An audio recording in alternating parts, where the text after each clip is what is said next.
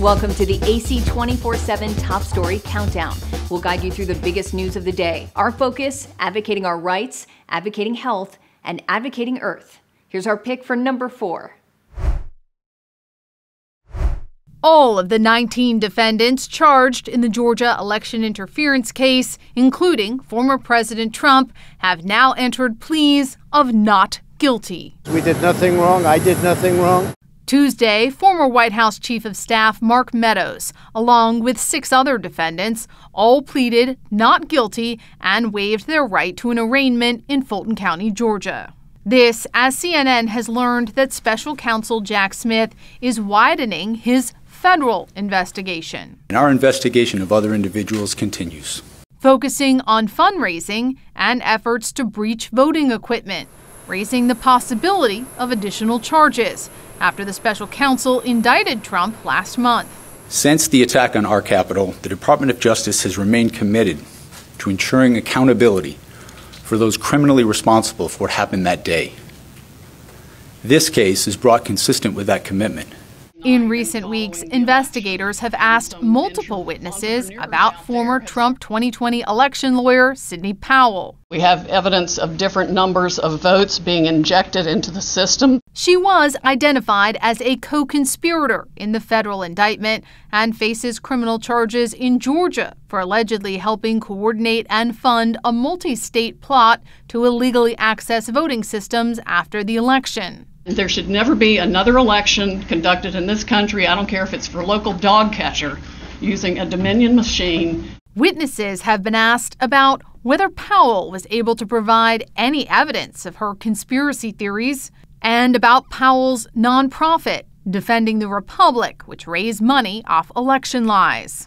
According to invoices obtained by CNN, Defending the Republic hired forensic firms that ultimately accessed voting equipment in 4 swing states won by Biden: Georgia, Pennsylvania, Michigan, and Arizona. TheAdvocateChannel.com looks at the world through the lens of equality and inclusion. Subscribe, like, and share now. AC 24/7's Top Story Countdown continues with our producer's pick for number 3.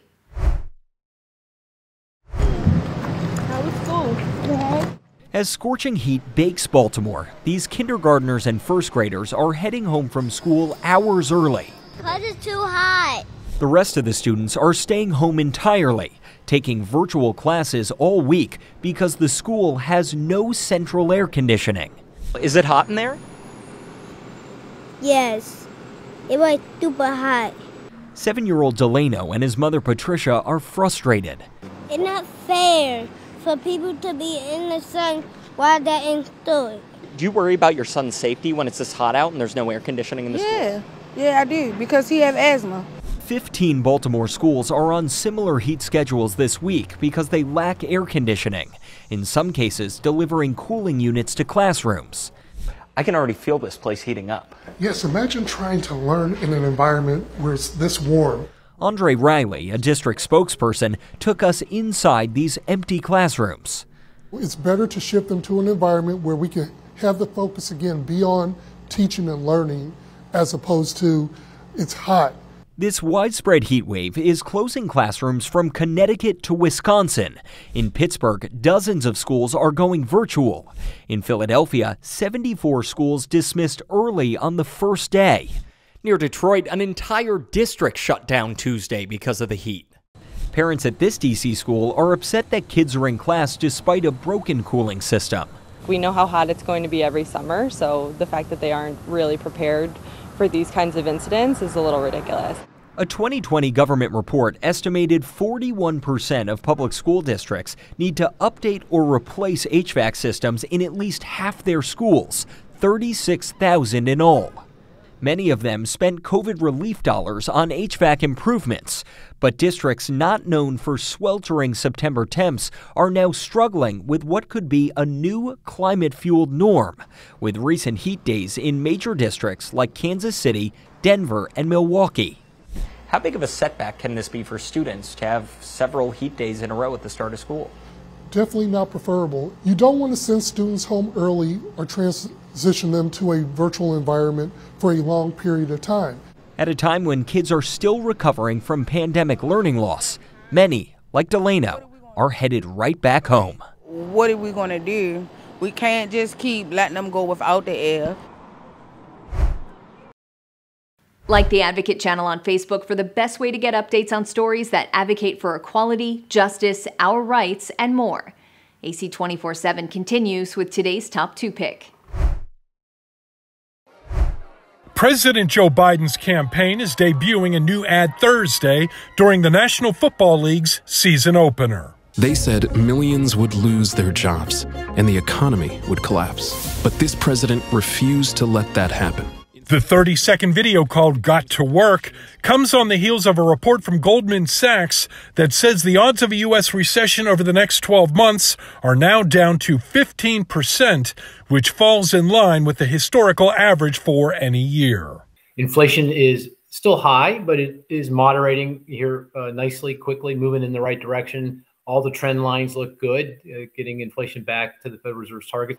Goldman Sachs officials are calling this a soft landing, which means bringing down inflation without an economic collapse. It adds that U.S. paychecks will keep rising higher than goods and that consumer spending will keep the country's economic engine running. There's still a script to be written here and things could go wrong, but at this point, the Fed feels like it's threading the needle just right. As of now, the Federal Reserve has only been able to accomplish that feat once in the past 60 years, and some Republicans aren't as confident in Bidenomics. Part of the inflation problem is the Biden, $1.2 trillion of Green New Deal spending called the Inflation Reduction Act was actually inflation creation. I'm John Lawrence reporting. Follow the Advocate channel on Twitter and Instagram to stay updated on stories that matter every day. Here's our #1 story of the day. Take a look. More than 2 decades behind bars for the man U.S. District Judge Timothy Kelly called the ultimate leader behind the January 6 attack on the Capitol. In Tuesday's hearing, Kelly said former Proud Boys chairman Enrique Tarrio was motivated by revolutionary zeal.